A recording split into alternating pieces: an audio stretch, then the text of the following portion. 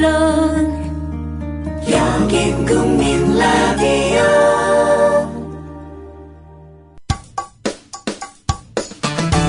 여러분께서는 지금 국민일보 해직기자 조상훈이 진행하는 국민라디오 아침 시사 프로그램 조상훈의 뉴스바를 듣고 계십니다.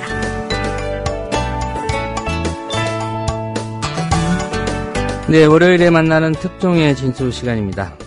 안대희 국무총리 후보자가 사퇴하면서 박근혜 정부의 인사난맥상 다시 한번 도마 위에 올랐습니다. 검증을 안 한 것인지 아니면 그 정도는 문제가 되지 않겠다, 이렇게 괜찮다고 생각하는 것인지 논란이 일고 있습니다. 이런 상황에서 조선중앙통화일보 미묘하게 좀 다른 입장을 취하고 있는 그런 모습입니다. 때로는 선수로, 때로는 심판으로 이 언론들이 활약을 하고 있는데요. BDS 김한 편집장과 함께 안대희 국무총리 후보자 지명에서 사퇴까지의 과정 한번 살펴보도록 하겠습니다. 김 편집장님 안녕하십니까? 네, 안녕하세요. 예. 일단 안대희 후보자가 국무총리 그 후보자로 지명되는 과정부터 한번 살펴보겠습니다. 애초에 좀 안대희 카드를 띄웠던 게 조선일보 아니었습니까? 네, 그렇습니다. 조선일보는 22일자 일면 사이드 기사, 사이드탑을 통해서 매체 중에 처음으로 국무총리 안대희가 유력하다라는 것을 활자화했습니다. 예. 당시 이제 총리 하마평 기사들이 꽤 나왔던 상태인데요. 안대희 후보자의 경우에 이제 정권 초기부터 총리를 맡을 수도 있다 이런 얘기들은 있었습니다. 이제 조선일보가 가장 공격적으로 22일 날 이제 안대희 후보가 총리로 유력하다라는 것을 제목으로 박은 건데요. 예. 이날 오후에 이제 안대희 총리가 이제 지명이 됐습니다. 그래서 조선일보가 다시 한번 좀 자신 어떤 이슈 주도력이라고 할까요? 이런 것들을 한번 과시했던 상황이고, 이후에도 이제 조선일보는 안대희 후보자에게 책임 총리제에 대한 상당한 조언과, 그 다음에 책임 총리를 실천할 각오가 없으면 시작을 하지 말아야 된다라는 해서 강력한 힘을 주어야 된다라고 주장을 했었습니다. 그리고 토요일이었던 24일에는 이해찬 전 총리의 예까지 언급을 하면서 대통령과 각을 세워서 이제 또 차기를 도모할 수 있는 그런 힘 있는 총리가 되어야 한다, 이런 고치까지도 했었습니다. 예. 결국은 안대희 씨가 차기 총리가 될 것이라는 그런 예상, 가장 좀 정확하고 빠르게 보도한 데가 조선일보고요. 네, 그렇습니다. 문제는 근데 역설적이게도 가장 먼저 안대희 총리 카드를 또 버린 것도 조선일보라고 볼 수 있지 않습니까? 네, 상황이 그렇게 됐는데요. 25일경에 이제 25일부터 안대희 후보자가 대법관 퇴임 이후에 약 한 16억 원 정도의 수임료를 받았던 사실이 공개되어 비판 여론의 중심에 섰습니다. 26일자 조선일보는 이제 안 후보자 변호사 5개월 수임료 16억 더 해명해와라는 제목의 사설을 통해서 안대희 후보의 해명이 미흡하다, 조세 사건과 대기업으로부터 받은 고문료를 다 공개해야 된다라고 이제 코치를 했습니다. 예. 정관예우에 관련한 의혹이 해명이 된다면서 나머지 문제에 대해서 이렇게 해야만 이제 정관예우에 관련한 의혹이 해명이 된다면서 나머지 문제에 대해서는 정면 돌파를 해라, 이렇게 주문을 했는데요. 그런데 안 후보가 이제 다음 날 퇴임 이후 번 11억을 이제 사회에 함을하겠다는 입장을 밝히면서 조선일보의 태도가 변하기 시작합니다. 그 다음 날 27일 조선일보는 안 후보자 번 돈 내놓는다고 공직 적폐 척결 자격 생기겠나라는 제목의 사설을 통해서 그런 식으로는 공직사회 개혁의 동력을 얻을 수 없다, 이렇게 개탄을 했는데요. 22일 처음 안 후보를 띄우고 계속 이어진 흐름의 국면에서 안 후보에게 지속적인 어떤 조언자, 주문, 상황에 대한 어떤 입장을 이렇게 가져가라라고 코치를 해오던 조선일보가 11억을 환원하겠다는 입장을 밝히자마자 27일 날 논조는 아깝지만 이제는 안 되겠다, 어렵겠다, 이렇게 이제 돌아선 셈입니다. 예. 중앙일보의 보도 태도는 어땠는지 좀 궁금한데요. 중앙일보는 좀 약간 특이한 지면을 선보였는데요. 세월호 사건으로 이제 슬픔이 한참이던 때에, 그래서 이제 아무도 차기 국무총리에 관한 기사를 쓰지 않던 때에 총리 인사청문회 관련해서 이틀 탑 기사를 냈습니다. 기획을 해갖고요. 예. 총리 인사청문 검증회가 신상털기식으로 진행되면 안 된다, 이번에는. 그래서 언론계 안팎에서 중앙일보가 구체적으로 누구를 밀고 있는 사람이 있는 것이 아니냐, 이런 얘기까지 돌았었는데요. 이후에도 중앙일보는 총리가 임명된 후에도 민정 라인과 청문회에 좀 집착하는 모습을 보였습니다. 그래서 안대희 후보의 정관예 의혹은 쉽게 검증할 수 있는 것인데 이를 못했다는 것은 무능한 것이고, 이것은 결국엔 민정 라인의 문제다. 그 다음에 민정 라인이 80%가 대형 로펌 출신이다. 뭐 이런 기사들을 통해서 청와대 민정 라인을 집중 공격하는 그런 모습을 보였습니다. 예. 그보다 앞서 중앙일보가 좀 뜬금없는 기사였습니다. 총리 인사청문회를 일면에 싣기도 했었죠? 네, 그렇습니다. 아까 앞서 말씀드린 대로 지난달 이제 14일하고 15일이었는데요. 이틀에 걸쳐서 이제 신상털기로 규결되는 청문회 문화를 바꿔야 한다. 이런 특집 기사를 몇 개면에 걸쳐서 배치를 했습니다. 중앙일보는 이 기사에서 후보자의 능력을 검증하는 청문회가 되어야 하는데 도덕성과 관련된 검증은 좀 되도록이면 비공개로 하자 뭐 이런 주장을 내놨는데요. 이게 굉장히 좀 당시에 뜬금없던 상황이었습니다. 그래서 14일, 15일에는 계속적으로 이제 세월호 관련 이슈들이 있었을 때였는데 굉장히 이게 무슨 일인가 해서 앞서 얘기했던 것처럼 이제 중앙일보가 염두에 두고 있는 특정한 총리 후보가 있었던 것이 아니냐, 뭐 이런 생각을 이제 분석들이 나오기도 했습니다. 그리고 예. 중앙일보는 조선일보가 안대희 대법관을 강하게 밀 때 깜짝 인사의 가능성을 언급하며 약간 조선일보랑은 온도 차이가 나는 지면을 보였거든요. 뭐 그런 부분들이 도 그렇고 또 이제 안대희 후보가 낙마한 이후에도 계속 이제 중앙일보는 서두르지 말아야 된다. 다른 언론들은 총리 후보의 하마평 이름들을 이제 거론하고 있는 상황에서 중앙은 서두르지 말아야 된다라는 논조로 유지하고 있습니다. 예. 중앙일보가 염두에 두고 있는 총리 후보자가 짐작이 좀 됩니까?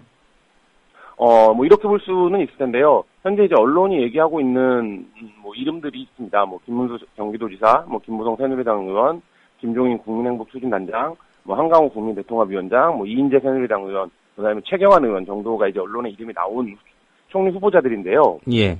중앙일보가 이런 총리 후보자들 이름이 나와 있는 상태에서 지금 언급되는 인사들, 지금은 이제 서두르지 말아야 된다라고 얘기하는 건 지금 언급되는 인사들은 아니다. 이런 입장으로 해석할 수도 있지 않냐. 뭐 이런 분석들이 나오고 있습니다. 예. 혹시 홍석현 회장 아닙니까? 뭐 그런 얘기들도 일각에서는 돌고 있는데요. 뭐 그렇게 될 경우에 여러 가지로 굉장히 좀 엄청난 이슈들이 있기 때문에, 그리고 지금 현재 필요한 이제 요구되는 총리가 홍석현 회장이냐에 적합하냐 뭐 이런 부분들에서는 논란이 있을 것으로 보입니다. 예.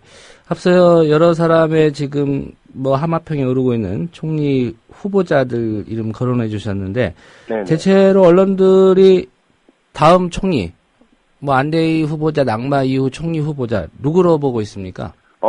일단 뭐 조건은 정무영 총리여야 하고 비주류를 포괄하는 인사여야 하고 화합형 총리여야 한다 뭐 이런 얘기 정도는 진보 보수 가릴 것 없이 어느 정도 합의를 보고 있는 것 같습니다. 예. 네, 이제 구체적으로 그 인사들이 누구여야 하느냐는 약간 정치적 셈법에 따라서 다른데요. 경기도 지역에 이제 있는 일간지들은 뭐 대놓고 이제는 김문수의 차례가 아니냐 이런 기사들을 쓰고 있습니다. 예. 그리고 새누리당의 역학관계에서 보면 지금 국가의전서열이라는 것이 있는데 대통령 이제 뭐 대법원장 이렇게 쭉 이어지는 서열에서 대부분이 PK를 차지하고 있습니다.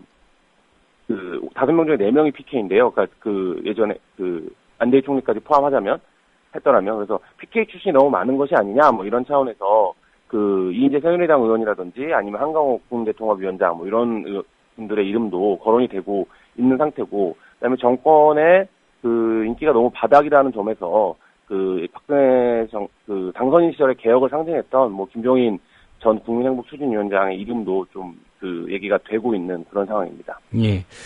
아무래도 뭐 지명권을 가진 뭐 대통령의 의중이 중요할 것 같은데요. 청와대 쪽의 분위기는 어떻습니까? 한마디로 뭐 멘붕이라고 알려지고 있습니다. 안대희 국무총리가 사퇴하겠다고 발표한 다음 날에는 청와대 주요 수석들이 다 전화 통화도 안 될 정도로 분위기가 나빴다라고 하고요.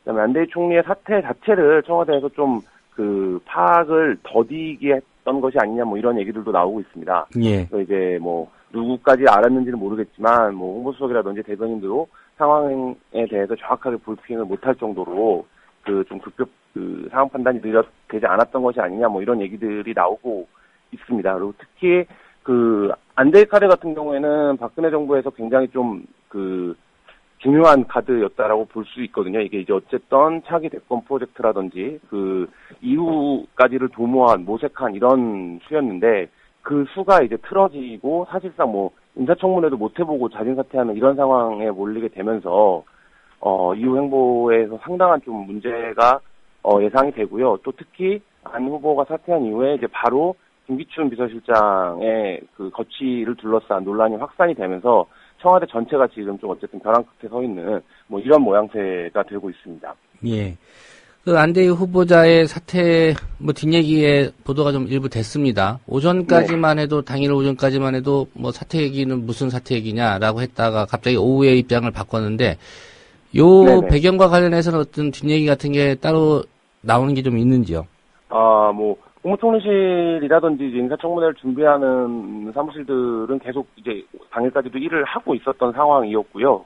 뭐 이정현 홍보수석도 이제 기자들과의 그 이제 통화에서 그 알려지지 않은 통화에서 뭐 비교적 뭐 돌파할 수 있다 이런 입장들을 얘기했던 것으로 알려지고 있습니다. 그리고 예. 이제 그 국무총리 문제가 정리가 되면 안보실장과 이제 국정원장도 발표를 곧 하겠다. 뭐 이런 상황이었다라고 하는데 갑자기 이제 안 후보가 그 사퇴를 한 것이고 그 사태에 대해서는 뭐 청와대를 비롯해서 정부에서는 전혀 준비가 되어 있지 않은 상태에서 안 후보가 사퇴를 한 것으로 보여지고요. 그래서 박근혜 정부에서는 안대희 카드가 어느 정도 좀 문제가 있더라도 앞서 말씀드린 것처럼 워낙에 이제 중요한 카드였기 때문에 좀 반드시 반철이 됐어야 되는, 그래야 이제 좀 뭐 어떤 정치적인 정국에 대한 주도력을 가질 수 있는 이런 상황이었는데, 사실 세월호 사건 이후에 어쨌든 그 작심하고 이제 뽑아둔 카드가 써보지도 못하게 된 상황이 되면서 굉장히 위기 상황에 빠져 있다, 이렇게 말씀드릴 수 있을 것 같습니다. 예.